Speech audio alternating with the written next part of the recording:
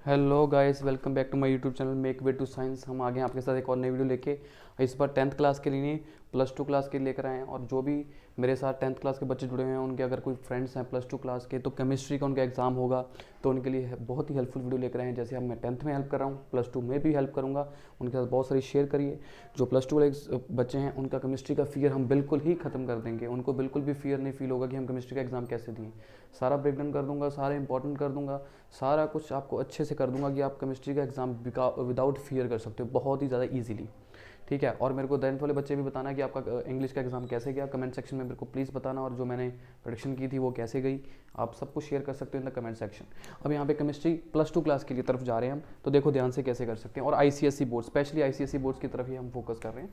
तो पहले तो वेटेज की अगर बात करें, तो फिजिकल केमिस्ट्री में आपको 25 मार्क्स का पेपर रहेगा बेटा। ठीक है। इनऑर्गेनिक केमिस्ट्री में सिर्फ 14 मार्क्स का पेपर रहेगा, और ऑर्गेनिक केमिस्ट्री में रहेगा 35 मार्क्स का। अगर मैं चैप्टर ब्रेकडाउन करूँ, तो इसमें 3 चैप्टर हैं आपके, और इसमें करें तो इसमें हमारे पास बेटा 2 चैप्टर हैं। यहाँ पे करें तो ऑर्गेनिक के बेटा 5 चैप्टर हैं। ठीक है। अगर आपको प्रॉपर ब्रेकडाउन चैप्टर चाहिए तो वो भी बता सकता हूँ। जैसे देखो हमारे पास है फिजिकल केमिस्ट्री में से बेटा हमारे पास सोल्यूशंस है, उसके बाद हमारे पास इलेक्ट्रोकेमिस्ट्री है, और उसके बाद केमिकल कैनेटिक्स है। ठीक है। तो इसमें से इलेक्ट्रोकेमिस्ट्री में से बेटा 9 मार्क्स का पेपर आएगा, इसमें से 7 मार्क्स का पेपर आएगा, और इसमें से हमारे पास आएगा 8 मार्क्स का पेपर, और इसमें से भी 8, 16 9 25। ठीक है जी। तो इसे ऐसे पेपर आएगा, सोल्यूशन, इलेक्ट्रोकेमिस्ट्री और केमिस्ट्री, केमिकल एनालिसिस, रफली ऐसे आ जाएगा। अगर हम बात करें इनऑर्गेनिक की, तो 2 चैप्टर है, कोऑर्डिनेशन कंपाउंड्स और डीएनएफ। दोनों में से 7-7 मार्क का रहेगा पेपर बेटा। और हम बात करें ऑर्गेनिक केमिस्ट्री की, अगर ऑर्गेनिक केमिस्ट्री की बात करें तो बहुत ईजिली बता देता हूँ। ऑर्गेनिक केमिस्ट्री में बेटा जब से बेटा हेलो एल्केन्स वाला चैप्टर है, उसके बाद अल्कोहल वाला है, उसके बाद हमारे पास है एल्डिहाइड वाला, कीटोन्स वाला, उसके बाद हमारे पास अमाइंस वाला चैप्टर है, फिर हमारे पास है बायोमोलिक्यूल्स। तो चैप्टर की ब्रेकडाउन ऐसे कि इसमें से 6 मार्क्स का, यहाँ से 6 मार्क्स का, यहाँ पे से 8 मार्क्स का, यहाँ पे 6 मार्क्स का, यहाँ पे से 7। रफली आप इसको ब्रेक कर सकते हो, थोड़ा ऊपर नीचे हो सकता है, नहीं तो यहाँ से ऐसे ब्रॉकली कर सकते हो आप, ऐसे आपको पेपर्स में से नंबर आएगा। तो ये अकेले के लिए चैप्टर्स में बता रहा हूँ, आप यहाँ से फोकस कर सकते हो। ये सोल्यूशन है, इलेक्ट्रोकेमिस्ट्री, ये आपके के बाद केमिकल किनेटिक्स, ये कोऑर्डिनेशन कंपाउंड और डीएनएफ ब्लॉक, ये हेलो एल्केन्स, ये अल्कोहल है, ये एल्डिहाइड, ये माइंस और बायो मॉलिक्यूल्स। तो ऐसे आप कर सकते हो। जो चैप्टर बच्चे को डिफिकल्ट लगते हो आप छोड़ सकते हो, पर मैं कहूँगा आप छोड़ो मत, क्योंकि आपको पेपर की पूरी डिस्ट्रीब्यूशन बताता हूँ। ठीक है। तो सेक्शन ए में आपके पास 14 मार्क्स के एमसीक्यूज रहेंगे, जो क्या रहेंगे, मिक्स्ड। अब मिक्स में क्या होगा, आपके पास 4 होंगे फिलिंग द ब्लैंक्स, ऊपर ऑप्शंस दे रखी होंगी, बहुत आसानी से हो जाएगा। 7 एमसीक्यू, जिसमें से आपके पास असर्शन रीजन रहेंगे 2, 5 नॉर्मल एमसीक्यूज रहेंगे और 2 रहेंगे असर्शन रीजंस। फिर एक आएगा पैसेज क्वेश्चन 3 मार्क्स का। अब बच्चा बोलेगा सर पैसेज क्वेश्चन कहाँ से आ सकता है, बेटा मैं आपको हिंट दे देता हूँ। पैसेज क्वेश्चन के आपको चांसेस ज़्यादातर तो बेटा ये आ गया है सोल्यूशन से, फिजिकल में से है जो, या हमको आ सकता है ऑर्गेनिक के बायोमोलिक्यूल से। यही 2 चैप्टर बनते हैं, इन दोनों में से आ सकता है। और आपको इनऑर्गेनिक से पैसे क्वेश्चन नहीं आएगा, वो क्वेश्चन बहुत कम आएंगे। ठीक है। पैसे क्वेश्चन की चांसेस सोल्यूशन और बायोमोलिक्यूल में से आ सकता है, ये नहीं कहूँगा कि इनऑर्गेनिक से नहीं आ सकता, पर ज़्यादा चांसेस सोल्यूशन और बायोमोलिक्यूल में से ही है। उसके बाद अगर हम सेक्शन बी की बात करें, तो 10 क्वेश्चन होंगे 2-2 मार्क्स ईच के, जिसमें सिर्फ एक इंटरनल चॉइस देखने को मिलेगी। अब उसमें क्या होगा कि 5 आपके पास ऑर्गेनिक केमिस्ट्री के क्वेश्चन होंगे, 3 इनऑर्गेनिक केमिस्ट्री के होंगे, और 2 क्वेश्चन होंगे फिजिकल केमिस्ट्री के। ठीक है। तो इनऑर्गेनिक केमिस्ट्री में क्या रहेगा हमारे पास, देखो बेटा इनऑर्गेनिक केमिस्ट्री में ये रहेगा कोऑर्डिनेशन कंपाउंड से एक क्वेश्चन हो सकता है, और 2 क्वेश्चन आएंगे डीएनएफ ब्लॉक में से, और बहुत सिंपल रीजनिंग क्वेश्चंस रहेंगे बेटा, जो गिव रीजन वाले क्वेश्चंस होते हैं, सारे के सारे क्वेश्चंस गिव रीजनिंग वाले रहेंगे। ऑर्गेनिक केमिस्ट्री में क्या आ सकता है बेटा, आपको कन्वर्जन आ सकती है, कन्वर्ट बोल सकते हैं, टेस्ट आ सकते हैं बेटा। ठीक है। कन्वर्ट आ सकता है, टेस्ट आ सकता है, नेमिंग रिएक्शन आ सकती है कि नेमिंग रिएक्शन सीधी दे दो, या आपको क्या आ सकते हैं बेटा, एसिडिक ऑर्डर, एसिडिक और बेसिक ऑर्डर जो होते हैं, एसिडिक ऑर्डर लिख दो, एसिडिक स्ट्रेंथ का लिख दो, बेसिक स्ट्रेंथ का लिख दो, SN1 की तरफ रिएक्टिविटी टुवर्ड्स SN1 या SN2 की रिएक्शंस, वो 2-2 नंबर में क्वेश्चन आ सकते हैं। ठीक है। उसके बाद 2 नंबर का फिजिकल, इसमें क्या रहेगा, 2 नंबर के फिजिकल में बेटा एक आपको एक क्वेश्चन आने की चांसेस है बेटा, कहाँ से, सोल्यूशन में से, और एक चांसेस है आपको बेटा इलेक्ट्रोकेमिस्ट्री में से आने के। मतलब केमिकल कैनेटिक्स में 2 नंबर का क्वेश्चन नहीं रहेगा, ज़्यादातर चांसेस हैं बेटा। और इसमें से क्या रहेगा, दोनों में से एक में से क्या आएगा, सम, मतलब न्यूमेरिकल।